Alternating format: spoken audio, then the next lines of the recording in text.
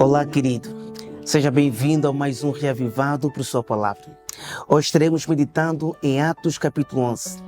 Atos 11 é um capítulo que narra a expansão do cristianismo para além dos judeus e também a explicação de Pedro aos líderes de Jerusalém em virtude do batismo a Cornélio e sua família. Podemos encontrar três aspectos importantes neste capítulo. Primeiro, a defesa de Pedro. Segundo, os discípulos são chamados de cristãos em Antioquia pela primeira vez.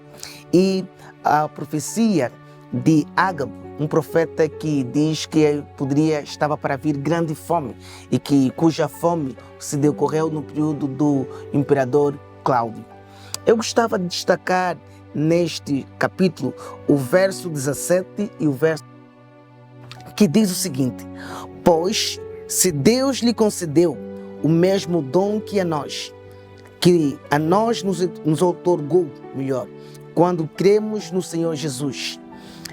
Quem era eu para que pudesse resistir a Deus? E, ouvindo eles estas coisas, apaziguaram-se e glorificaram a Deus, dizendo: logo, também os gentios foi por Deus concedido arrependimento para a vida.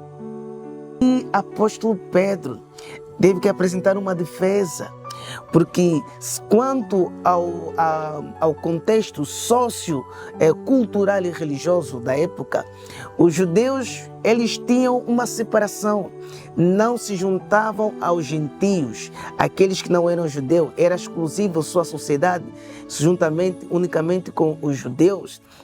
E compreendiam os cristãos daquela época também que o cristianismo era apenas para os judeus.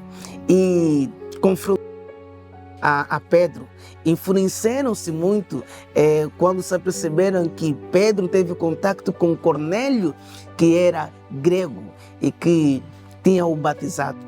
Pedro tinha que explicar aos líderes de Jerusalém de que a eles desceu o Espírito Santo, e se resistir a isso, seria também resistir a Deus e ao seu plano de redenção e da expansão do cristianismo. E todos compreenderam aspecto. Por isso, muitas das vezes nós também, como cristãos ou como igreja, nós somos ou apresentamos resistência quanto as novas formas e dinâmicas para alcançarmos pessoas para o reino de Deus. Ou criamos através dos nossos costumes ou mesmo tradições, encontramos dificuldade para pregar o Evangelho ou para convidar certas pessoas, para trazer certas criatividades, programações por uma questão de preconceito, costumes ou tradições. Mas o texto nos mostra que tudo quanto não fere nenhum princípio e se for a vontade de Deus, nós não temos como impedir, colocar obstáculo para o avanço da obra de Deus, para que Deus cumpra a sua missão. Um outro texto importante que eu gostava de partilhar, podemos encontrar no verso 26.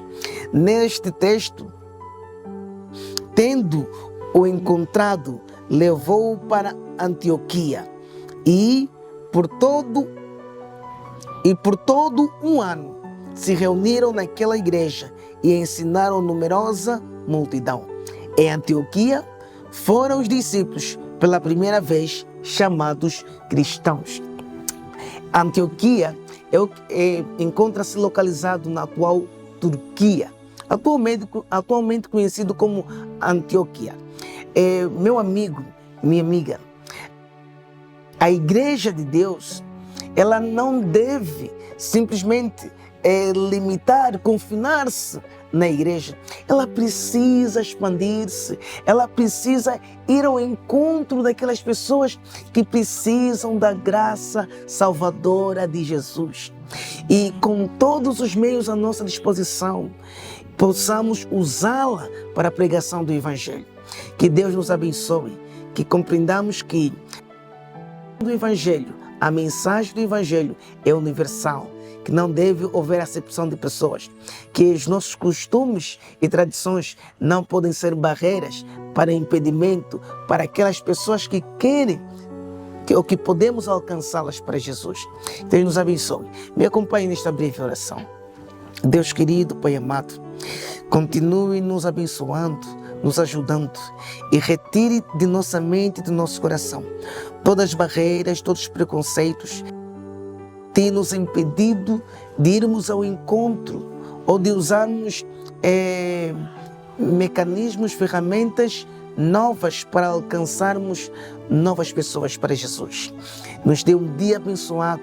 Ser com este amigo, esta amiga que está indo para o trabalho, para a escola, para a universidade, ou que está em casa ouvindo esta mensagem. Ser com a sua igreja em Cristo Jesus. Amém.